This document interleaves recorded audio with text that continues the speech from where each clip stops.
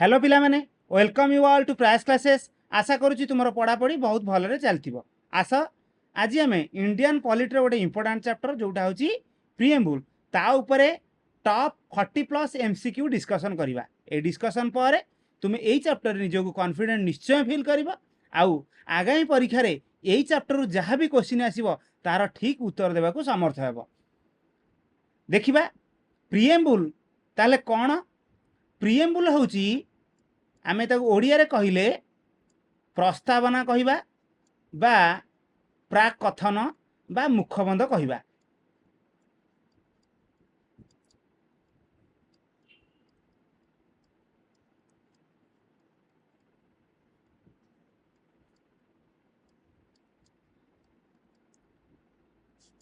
एटा हूँ introduction to the constitution बा preface to the constitution. जेमिति प्रति बहिर आरंभ रे प्रीफेस थाए सेमती कॉन्स्टिट्यूशन बा संविधान आरंभ रे प्रिएम्बुल थाए बा प्रस्तावना थाए। आमर प्रथम written constitution of the world किए? United States of America constitution ना। आमे रिटिन कॉन्स्टिट्यूशन आइडिया यूएसए रु बर करिचे। तार कॉन्स्टिट्यूशन जेमती प्रिएम्बुल रे आरंभ आमर कॉन्स्टिट्यूशन मध्य प्रिएम्बुल रे आरंभ। तेणु प्रिएम्बुल रे आइडियाटा आमे आनीचे यूएसए रु, किंतु प्रिएम्बुल जो लैंग्वेज सेटा आमे आनीचे ऑस्ट्रेलिया रु। एटा मन रखी था। ए प्रिएम्बुल रे आमर रिफ्लेक्ट हेची ड्रीम्स एंड एस्पिरेशंस ऑफ आमर कॉन्स्टिट्यूशन मेकर्स बा फाउंडिंग फादर्स ऑफ कॉन्स्टिट्यूशन जी सब रहिले तांकर ड्रीम तांकर एस्पिरेशन एडा सब प्रतिफलित होईची प्रिएम्बुल रे। प्रिएम्बुल ओरिजिनली जहा थिला पर किंतु थरे परिवर्तन करा हेची। मन रखी था अमेंडेड वंस। अमेंडेड माने चेंजेस अणा हेची। केबे अणा हेची? 42nd कॉन्स्टिट्यूशनल अमेंडमेंट एक्ट 1976 42तम संविधान संशोधन आईन 1976 अनुसार प्रिएम्बुल रे 3टा वर्ड जोड़ा है। कौन से 3टा वर्ड? मन रखी था सोशलिस्ट माने समाजवादी, सेकुलार माने धर्मनिरपेक्ष, आउ गोटे वर्ड है इंटीग्रिटी। इंटीग्रिटी माने संहति। तेबे आमे देखिबा प्रिएम्बुल रे कौन लेखा है। देखिबा we the people of India having solemnly resolved to constitute India into a sovereign, socialist, secular, democratic republic and to secure to all its citizens justice। एडी 3 टाइप रो जस्टिस देख लिखा है। Social, economic and political. Liberty देख 5 प्रकार लिखा है। Liberty of thought, expression, belief, faith and worship. Equality देख 2 प्रकार लिखा है। Equality of status and of opportunity and to promote among them all fraternity assuring the dignity of the individual and the unity and integrity of the nation in our constituent assembly this 26th day of November 1949 do hereby adopt an act and give to ourselves this constitution। एइतरे देख 4टा component रहिला। देख source of authority of constitution किए हेले the people of India. देख ये जो sovereign, socialist, secular, democratic, Republic ये keyword तक कौन आमको सूचाऊची ना आमर नेचर ऑफ आवर कंट्री। आम कंट्री केमितिया कंट्री? गोटे सॉवरेन कंट्री। सॉवरेन कंट्री माने कौन? Free from control of foreign power माने आमर आभ्यंतरीण आउ बाह्य नियंत्रण मुक्त। एटा हूँ सार्वभौम जो सॉवरेन माने India is neither a dependency nor a dominion of any other nation but an independent state. तापर वार्डटा देख सोशलिस्ट। सोशलिस्ट वार्डटा ओरिजिनली नथिला पर 42nd अमेंडमेंट 1976 रे ऐड कराई। सोशलिस्ट कौन ना समाजवादी। समाजवादी माने कौन? समाजवादी राष्ट्र मूल लक्ष्य कौन ना दारिद्र्य दूरीकरण। ताहले एठी कौन ना मिश्र अर्थनीति आमर मिक्सड इकोनॉमी माने बोथ प्राइवेट सेक्टर और पब्लिक सेक्टर को एक्जिस्ट। तापर वार्डटा देख सेकुलार, ए वार्डटा मध्य 42nd आमेंडमेंट रे ऐड करा हैची। सेकुलार माने धर्मनिरपेक्ष, जानिथबो जे हमर कोनोसी राष्ट्र धर्म नाही, माने नेशनल रिलीजियन नाही। तेणुरी राष्ट्र आम राष्ट्र दृष्टि रे सबु धर्म समान। तापर देख डेमोक्रेटिक, डेमोक्रेटिक माने कौन? डेमोक्रेटिक माने गणतंत्र। आमर अब्राहम लिंकन कौन कहिथिले? Democracy is a government of the people by the people and for the people. तेणुक गणतंत्र माने लोक माने ही शासन करती। गण मानकर तंत्र माने गण मानकर शासन। केमिति शासन करती ना लोक प्रतिनिधि मानकु से माने पठांती, रिप्रेजेंटेटिव्स पठांती जो माने कि शासन परिचालना करती। तापर देखिबा रिपब्लिक, रिपब्लिक माने कौन? साधारण तंत्र। साधारण तंत्र माने आमर जे हेड ऑफ स्टेट किए? आमर हेड ऑफ स्टेट होउचंती प्रेसिडेंट, जे कि वंशानुक्रमिक भाव में क्षमता को से आसंतिनी, सी निर्वाचित ही हुआ। तेणुक आमर नेचर ऑफ आवर कंट्री है कौन? आम कंट्री हूँ केमितिया कंट्री ना sovereign socialist secular democratic and republic country. तेणुक प्रथम कहला सोर्स ऑफ अथॉरिटी, आमर कॉन्स्टिट्यूशन रो सोर्स ऑफ अथॉरिटी हूँ द पीपुल ऑफ इंडिया। तापरे नेचर ऑफ आवर स्टेट, इटी स्टेट माने कौन? स्टेट माने इटी हूँ गोटे political unity that controls its territory and population. तेणुक एठी कंट्री की ही बुझाऊँ। तापर देख ये जो जस्टिस, लिबर्टी, इक्वालिटी और फ्रैटर्निटी एटा हूँ ऑब्जेक्टिव्स ऑफ दी कॉन्स्टिट्यूशन। आमर संविधान लक्ष्य हूँ कौन ना जस्टिस। जस्टिस माने न्याय। केमिति न्याय? देख तीन प्रकार मन रखिब, सोशल, इकोनॉमिक एंड पॉलिटिकल, तीन प्रकार।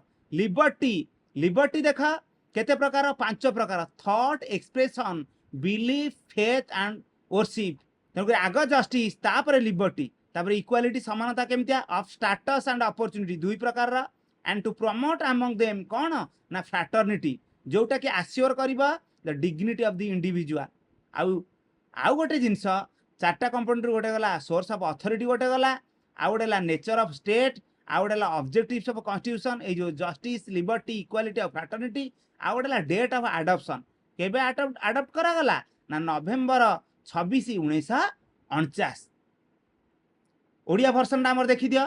आमे भारतवासी भारत को एक सार्वभौम समाजवादी धर्मनिरपेक्ष गणतांत्रिक साधारणतंत्र रूपे गठन करने दृढ़ संकल्प नहीं ओ यार नागरिक को सामाजिक, अर्थनैतिक और राजनैतिक न्याय, चिंता, अभिव्यक्ति, प्रत्यय, धर्मीय विश्वास एवं उपासनार स्वतंत्रता, स्थिति और सुविधा सुजोगर समानतार सुरक्षा प्रदान करने को तथा व्यक्ति मर्यादा एवं राष्ट्र ऐक्य और संहति निश्चित करी सेमानक मध्यरे भ्रातृभाव उत्साहित करने को यही 1949 मसीहा नवेम्बर 26 तारिख दिन आमर संविधान प्रणयन सभारे एतद्वारा यही संविधान को ग्रहण और प्रणयन करुअछु एवं आम निजकु अर्पण करुअछु।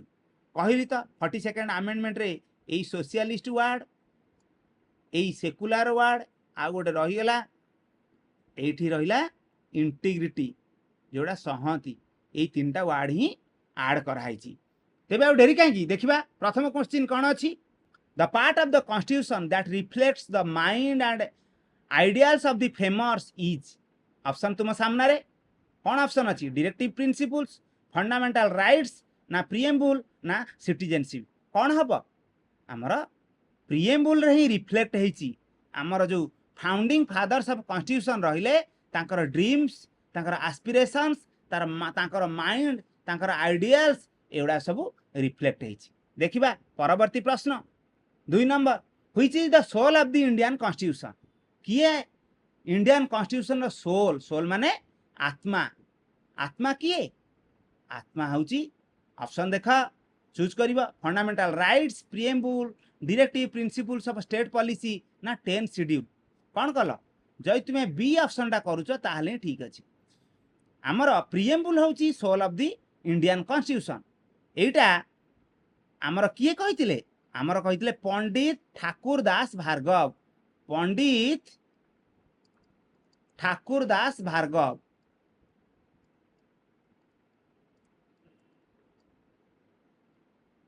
ठाकुर दास भार्गव जी कि गोटे मेंबर थिले आमर कॉन्स्टिट्यूएंट असेंबली संविधान प्रणयन सभार जड़े मेंबर थिले सी कही preamble is the soul of the Indian constitution सी हूँ आत्मा। देखिबा परवर्ती प्रश्न as per the preamble of Indian constitution India is a dash country republic aristocratic religious ना लिबेराल को प्रकार कंट्री आमर थिला ना sovereign socialist secular democratic and republic थिला ताले को ऑप्शन ढाबो रिपब्लिक हब कहीं ना आमर जे हेड ऑफ स्टेट माने प्रेसिडेंट सीए निर्वाचित ही हुंती इनडायरेक्टली इलेक्टेड हुंती सीए तेणुक यहाँ हूँ आमर उत्तर है ए जो मैंने सब ए कल से ठीक अच्छे। देखा परवर्ती प्रश्न 4 number the preamble of Indian constitution is based on Indian culture Buddhist traditions philosophy of India ना ऑब्जेक्टिव रिजोल्यूशन कौन कल उत्तर हूँ आमर डी ऑब्जेक्टिव रिजोल्यूशन आमर प्रिएम्बुल रा पूर्व रूप हूँ ऑब्जेक्टिव रिजोल्यूशन जोटा कि पंडित जवाहरलाल नेहरू आमर कॉन्स्टिट्यूएंट असेंबली माने संविधान प्रणयन सभा मूव करथिले आउ जोटा कि एडप्ट होइतिला कॉन्स्टिट्यूएंट असेंबली द्वारा 13 डिसेम्बर 1946 मन रखिबा डेटा भारी इंपोर्टेंट।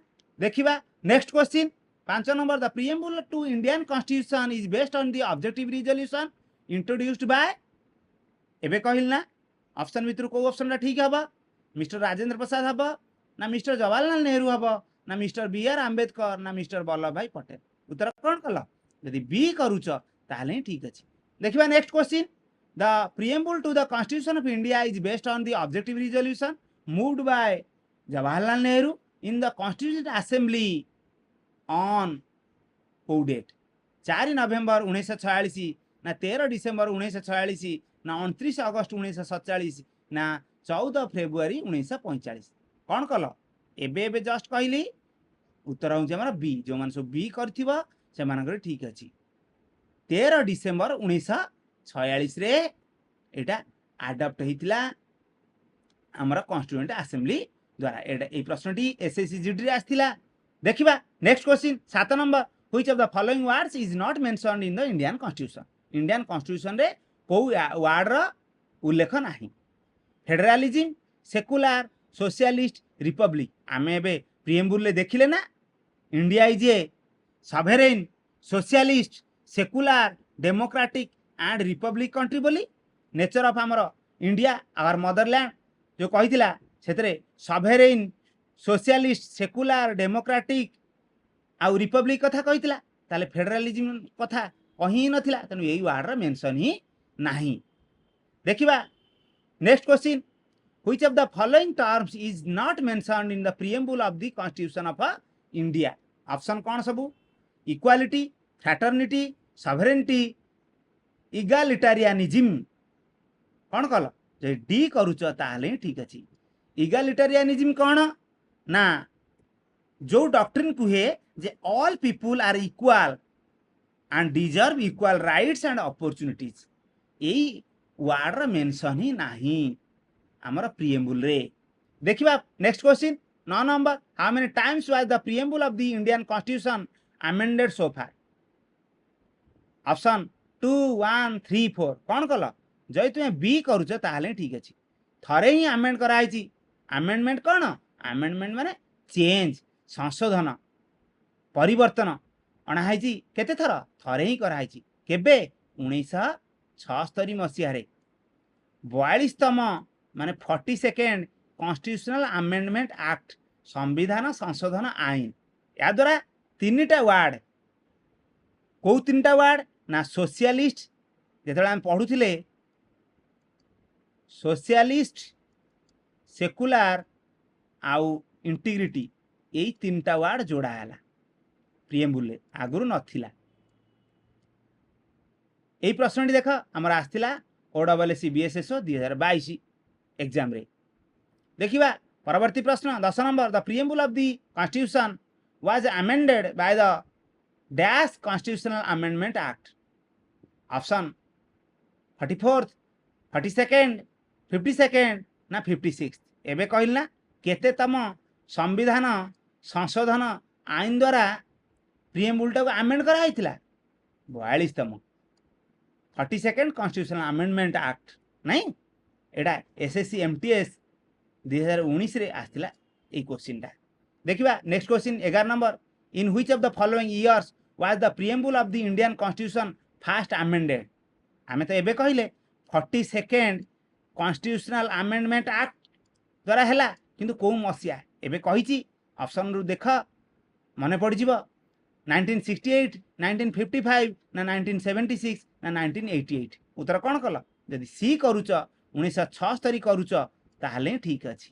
एडा एसएससी एमटीएस 2022 रे प्रश्न थिला देखिबा परवर्ती प्रश्न 12 number the word socialist was added in the preamble of the constitution of India by को अमेंडमेंट एक्ट एडा दिल्ली पुलिस कांस्टेबल 8 डिसेंबर 2020 रे ए क्वेश्चन टा आस्तिला को अमेंडमेंट एक्ट देखी दियो the constitution 35th amendment act ना the constitution 42nd amendment act ना the constitution 24th amendment act ना the constitution 7th amendment act कौन हम एटा बहुत सहज रे करि परथिबो एबे बारंबार कहिलाने उत्तर होची 42तम माने 42nd अमेंडमेंट एक्ट 1976 देखिबा परवर्ती प्रश्न 13 नंबर है in the preamble of the constitution of India which of the following words was added in the 42nd constitutional amendment को वर्ड ऐड करा है तीनटा वर्ड ऐड करा हैतला कौन से तीनटा वर्ड ऑप्शन देख मने पड़ जिवो इक्वालिटी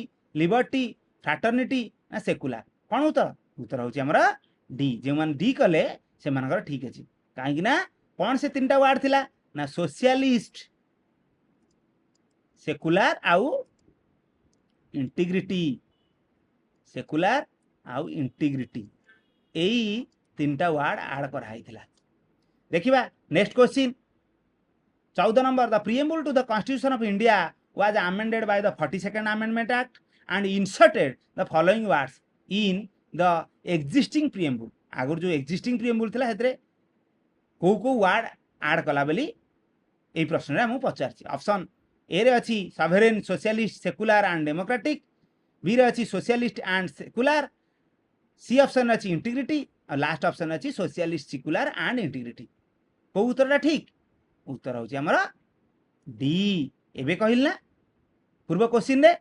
सोशलिस्ट सेकुलर आउ इंटीग्रिटी एई तीनटा वर्ड 42nd अमेंडमेंट एक्ट 1976 द्वारा एई तीनटा वर्ड को ऐड करा गला इंसर्ट करा गला देखिबा परवर्ती प्रश्न 15 number which of the following words was not a part of the original preamble of the Indian constitution रो ओरिजिनल प्रिएम्बुल रे को वर्डटा नथिला माने परी ऐड हेतिला एटा एसएससीएचएसएल 2023 रे प्रश्न ऑप्शन है डेमोक्रेटिक रिपब्लिक सेकुलर ना सॉवरेन को तीनटा वर्ड ऐड हेतिला परे 1976 मसिया रे सोशलिस्ट सेकुलर एंड इंटीग्रिटी तेणुकरी एटी ऑप्शन को ऑप्शन टा अछि सेकुलर अछि तेणु सेकुलर हबो जे सोशलिस्ट थांता ताले सेटा हैतांता ना यदि इंटीग्रिटी थांता सेटा मध्ये ठीक उत्तर होइतांता जहा थिबो सेटा ही चूज करबो यदि सोशलिस्ट थिबो सोशलिस्ट चूज करबो यदि सेकुलर थिबो सेकुलर चूज करबो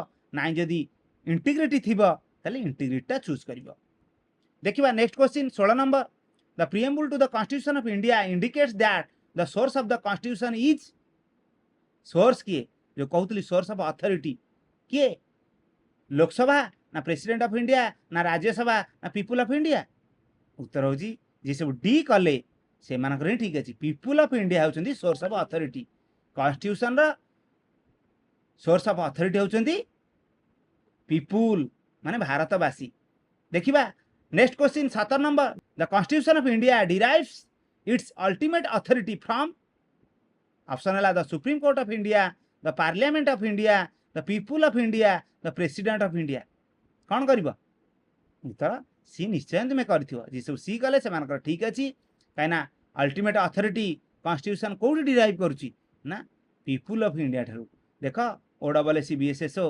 2022 रे प्रश्नटा थिला देखिबा next question which of the following words in the preamble to the constitution describes India as a country having complete political freedom and being the supreme authority. Option है sovereign, democratic, socialist ना secular. एटा SSGD 2021 प्रश्न थिला।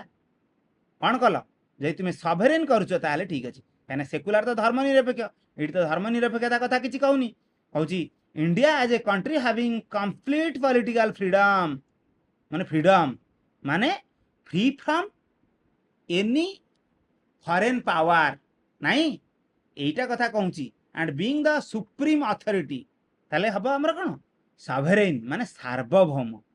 Democratic तो आमर जो लोक प्रतिनिधि representatives आम पठाऊे आम द्वारा आमर ये शासन कार्य परिचालना होची।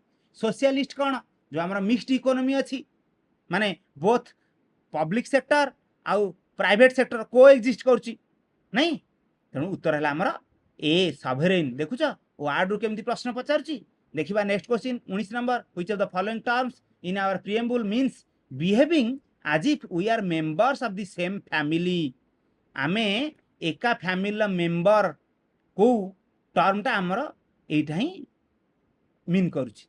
जस्टिस ना डेमोक्रेसी ना फ्रैटर्निटी ना इक्वालिटी उत्तर कौन फ्रैटर्निटी क्या फ्रैटर्निटी माने कौन ब्रदरहुड तेणुक उत्तर है भ्रातृत्व कथा ना उत्तर है आमर सी जो सी कले ठीक अच्छी से एटा एसएसजीडी 2019 प्रश्न आसाला। देखिए next question which of the following keywords is used in the preamble of the Indian constitution to indicate that India has an elected head of the state.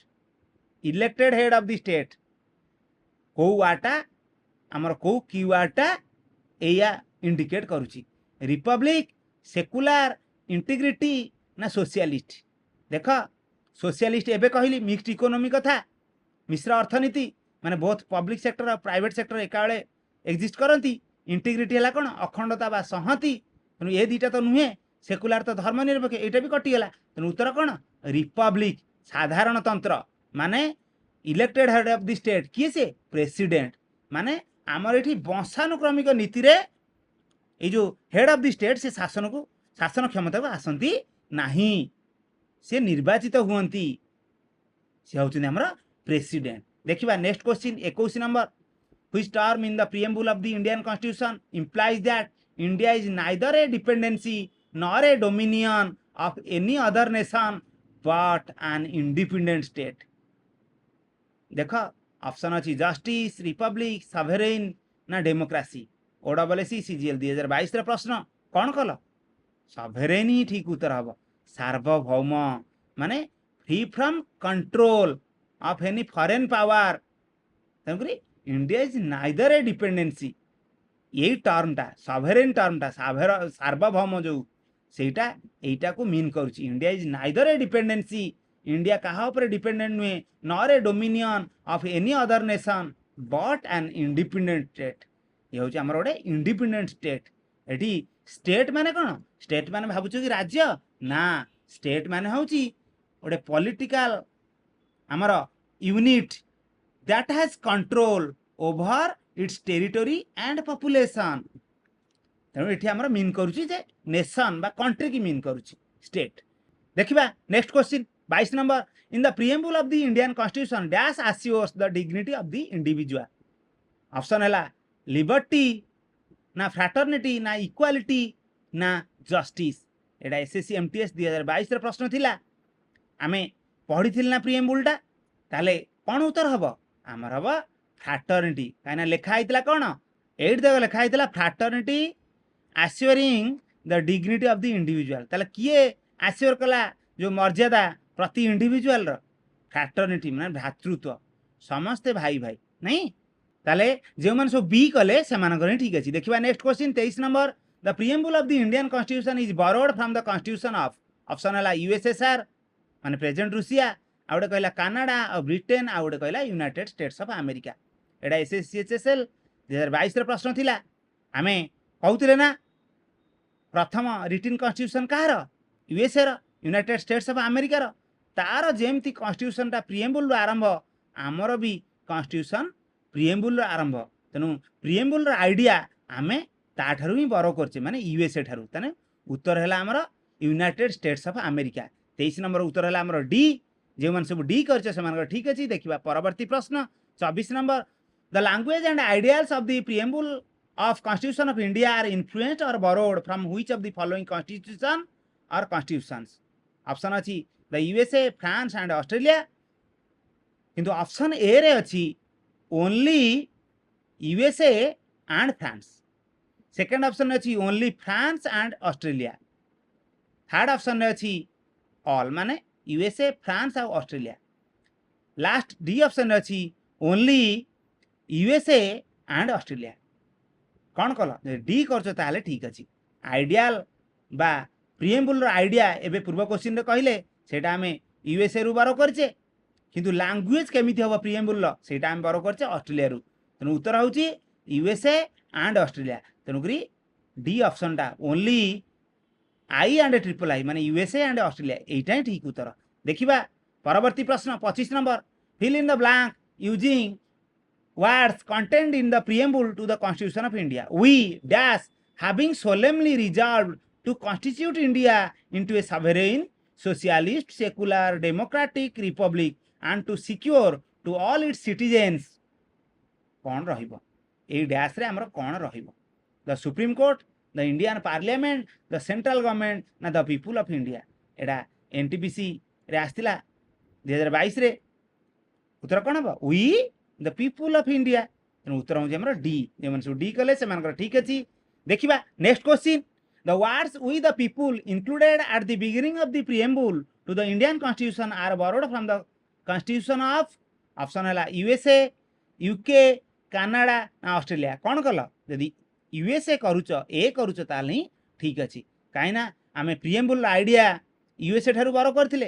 तेणुक जो प्रथम वार्ड रहिला वी द पीपुल प्रिएम्बल प्रथम beginning रु रहिला word एटा मध्य आमे बोरो करचे से यूएसए कॉन्स्टिट्यूशन। देखिबा next question 27 number regarding the preamble of Indian constitution which of the following statements is correct. प्रथम ऑप्शन है it is not a part of the constitution. Correct statement किए it indicates the objectives to be achieved it can not be amended by the parliament it was later included in the constitution in 1972 by constitutional amendment। वो statement ठीक अच्छे it is not a part of the constitution एटा ठीक की। देख आमर Berubari union case गोटे थिला बेरुबारी यूनियन केस 1960 एइतरे सुप्रीम कोर्ट कहितिला जे preamble is not a part of the constitution किंतु परवर्ती समय रे माने Kesavananda Bharati case 1973 Kesavananda Bharati case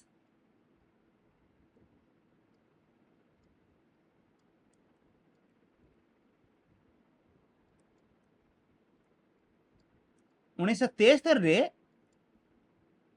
supreme court जो अर्लियर ओपिनियन देइथिला ताकू रिजेक्ट कर देला आउ कहला कौन ना preamble is a part of the constitution. तेणुक preamble is a part of the constitution माने आम कॉन्स्टिट्यूशन से गोटे अंश विशेष। तेणु यहीटा भूल स्टेटमेंट प्रथम स्टेटमेंट भूल। It indicates the objectives to be achieved कही ना चार्टा component source of authority of the constitution गोटे कंपोनेंट प्रिएम्बल आउ गोटे है नेचर ऑफ आवर कंट्री। तेणु यहीटा ही आमर ठीक it can not be amended by the parliament किंतु अमेंडमेंट होता ना थरे 1976 रे 42nd अमेंडमेंट रे आम कथा हेले। तेणु यहीटा भूल थिला। Last it was later included in the constitution ये कौन पर इंक्लूड होता प्रथम रू ही थिला इन 1972 जो कहला बाय कॉन्स्टिट्यूशनल अमेंडमेंट एटा कौन ठीक स्टेटमेंट की एटा भूल स्टेटमेंट कहीं ना आमर जो 1949 नवेम्बर 26 1949 रे जो आडप्ट करागला कॉन्स्टिट्यूशन को सेते बेले ही प्रिएम्बल थिला। तेणु प्रथम रू ही प्रिएम्बल अच्छी प्रिएम्बल 1976 रे खाली 3टा वार्ड ही आड कराइथिला सोशलिस्ट सेकुलर आउ इंटीग्रिटी। तेणु देखिबा बी उत्तरटा है आमर ठीक उत्तर जो माने सब बी करे से ठीक अच्छे। देखिबा 28 number which eminent jurist and constitutional expert describe the preamble of the Indian constitution as the identity card of the constitution.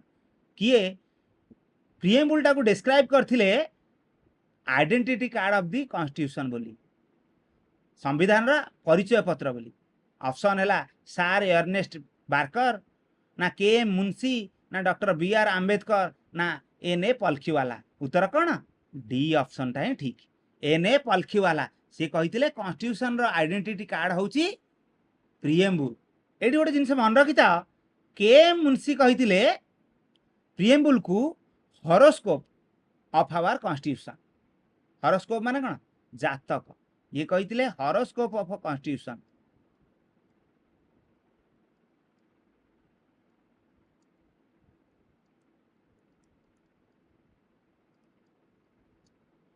आमर तीन जन कॉन्स्टिट्यूशनल एक्सपर्ट कही आमर ठाकुर दास भार्गव कहले प्रिएम्बुल को soul of constitution N A Palkhivala कहले प्रिएम्बुल को identity card of the constitution आ के एम मुंशी कहले प्रिएम्बुल को हॉरोस्कोप ऑफ कॉन्स्टिट्यूशन देखिबा next question 29 number who described the preamble of the Indian constitution as the political horoscope of the constitution एडा option सब अच्छी Alladi Krishnaswami Ayyar K M Munshi N Madhava Rao doctor B R Ambedkar एवं कहना कौन K M Munshi कही preamble को political horoscope of the constitution ये प्रश्नटी ओडब्ल्यूएससी बीएसएसओ 2022 आसाला जो मैंने सब बी कले से ठीक अच्छी देखा 30 number in the preamble of the Indian constitution which justice is provided to all its citizens को जस्टिस प्रोवाइड कराई to all its citizens option social religious and political ना सोशल इकोनॉमिक एंड कल्चरल ना social political and cultural ना social economic and political उत्तर कौन उत्तर हूँ आमर D social justice economic justice and political justice तेणु उत्तर जो मैंने सब डी कले से ठीक अच्छी देखा next question which kind of justice has not been said in the preamble of Indian constitution को जस्टिस कथा प्रिएम्बुल रे कह जाए एसी स्टेनो 2017 प्रश्न ऑप्शन है डेमोक्रेटिक सोशल इकोनॉमिक पॉलिटिकल एवं कहला को प्रकार जस्टिस कथा कहुई सोशल इकोनॉमिक एंड पॉलिटिकल तेणु उत्तर हूँ डेमोक्रेटिक जस्टिस कथा कह जाई नहीं तेणु उत्तर हूँ ए देखिबा next question the preamble of the Indian constitution has 3 types of justice जेतोले प्रिएम्बुल पढ़ुली मुझे जस्टिस 3 प्रकार मन रखा कहूली लिबर्टी 5 प्रकार कहूली आउ equality equality of status and opportunity 2 प्रकार कहूली ना तेणु मन रखा दरकार 3 प्रकार जस्टिस कथा प्रिएम्बुल रे उल्लेख अच्छी which of the following types of justice is not included in it option है political justice economic justice social justice cultural justice एबे आम करछे आमर सोशल जस्टिस कथा उल्लेख अच्छी इकोनॉमिक जस्टिस कथा उल्लेख अच्छी और पॉलिटिकल जस्टिस कथा उल्लेख अच्छी तेणु उल्लेख कौन ना डी कल्चरल जस्टिस कथा कह जाए ना प्रिएम्बुल रे तेणु उत्तर है आमर डी देखिबा next question 33 number the dash and ideals of the Indian constitution are reflected in the preamble to the constitution of India कौन फिलोसफी ना लॉज ना पॉलिसीज ना आर्ट्स उत्तर हूँ आमर ए फिलोसफी आउ आइडियाल आमर इंडियन कॉन्स्टिट्यूशन रो रिफ्लेक्ट होती प्रिएम्बुल रे एटा एसएसजीडी 2019 प्रश्न थिला देखिबा परवर्ती प्रश्न 34 number with regard to the constitution of India which of the following statements is not correct कोडा भूल the word socialist and secular were not originally part of the constitution आउडेला the preamble states the objects of the constitution of India. The preamble is enforceable in a court of law. Now a republic refers to the people as the source of all authority under the constitution.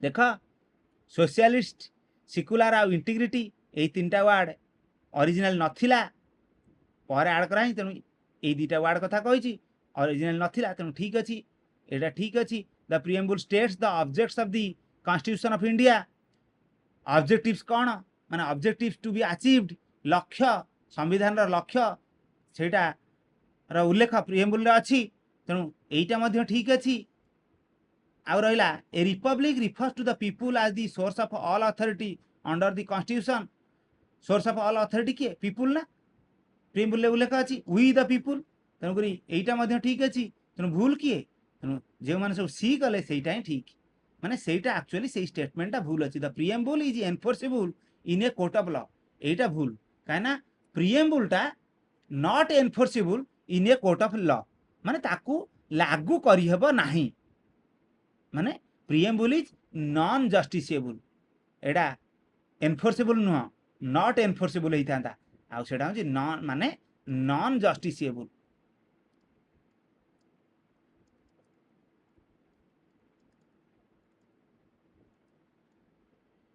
Not enforceable जहाँ non justiciable से माने ताकू लागू करहबनी in a court of law देखिबा next question 35 number the preamble of the constitution of India provides for the liberty of thought expression belief faith and dash preamble ले जहाँ लिखाई सेटा ही आमको चूज करा पड़ो ये ऑप्शन भितर कौन लिखाई लिबर्टी ऑफ 5 प्रकार लिबर्टी कथा कहूली thought expression belief faith and dash option कौन अच्छी वर्शिप पार्टिसिपेशन अपॉर्चुनिटी ना एजुकेशन उत्तर होमर ए जो मैंने सब वर्शिप कले से ठीक अच्छे एटा एस स्टेनो 2020 प्रश्न थिला देखिबा next question 36 number the concept of social economic and political justice has been taken from which revolution को विप्लव रु ए जो तीन प्रकार जस्टिस सोशल इकोनॉमिक और पॉलिटिकल जस्टिस सेटा से तार कॉन्सेप्ट आमे बरो करछे जापानीज रिवॉल्यूशन ना अमेरिकन रिवॉल्यूशन ना फ्रेंच रिवॉल्यूशन ना रशियन रिवॉल्यूशन कौन कला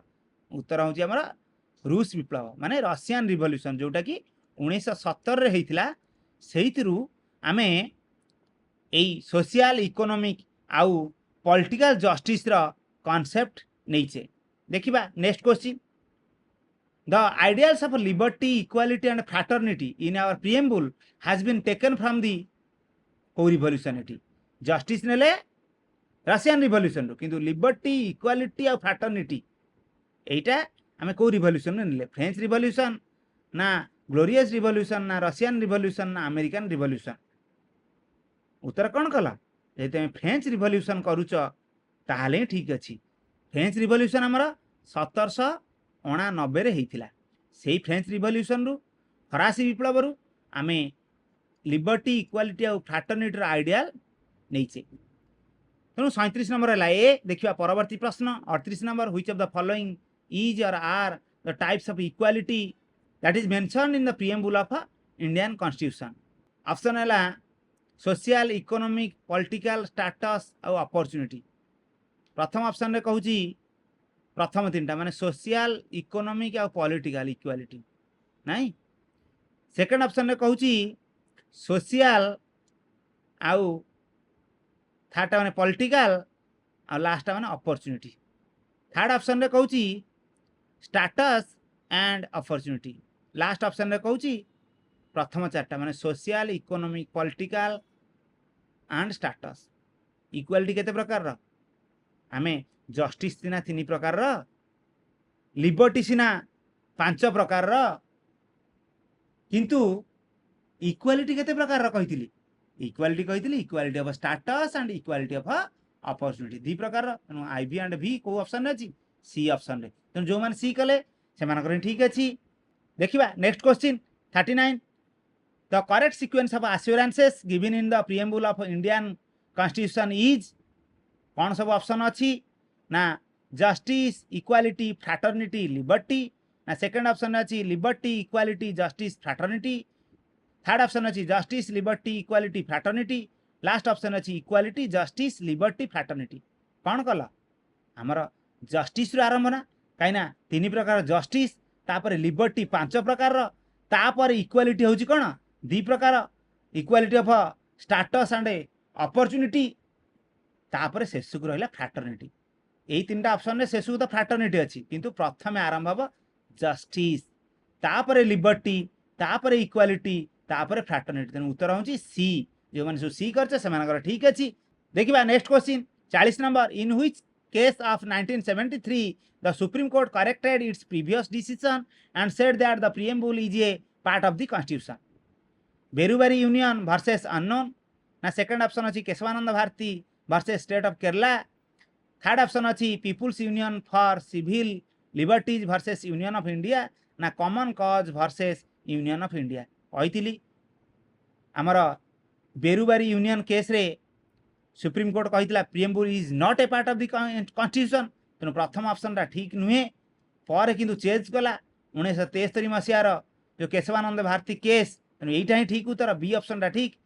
यही केशवानंद भारती केस रे सुप्रीम कोर्ट कहला प्रिएम्बुल कैन बी अमेंडेड गोटे कंडीशन रखिला कंडीशन कौन ना no amendment is done to its basic features माने कौन मूल ढांचा नो अमेंडमेंट यही कंडीशन टा रखिला no amendment is done to its basic features मूल ढांचा प्रिएम्बुल मूल ढांचा रे किसी परिवर्तन अणा जाई परिबा नाही।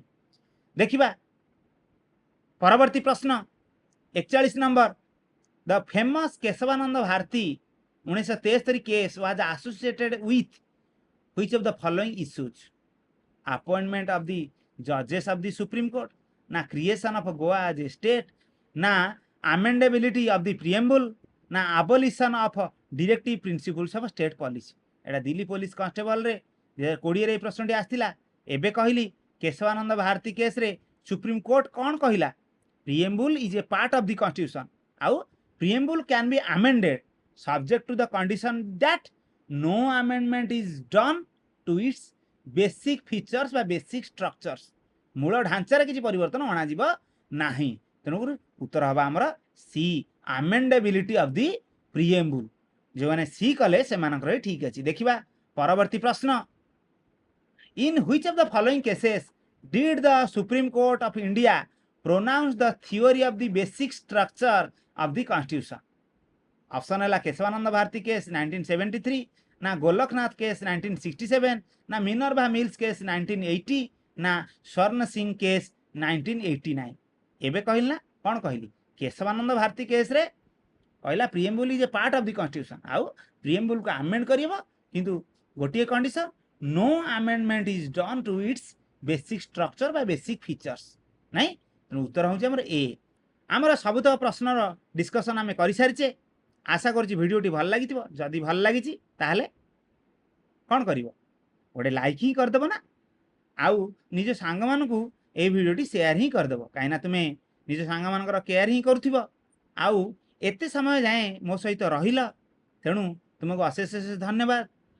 परवर्ती वीडियो रे क्यों टॉपिक रो डिस्कशन आमे करिबा दरकार कमेंट सेक्शन में जणाइले मु सेही टॉपिक ऊपर वीडियो नहीं तुम निश्चय आसीबी सेतेबेले रहुची। Thank you all.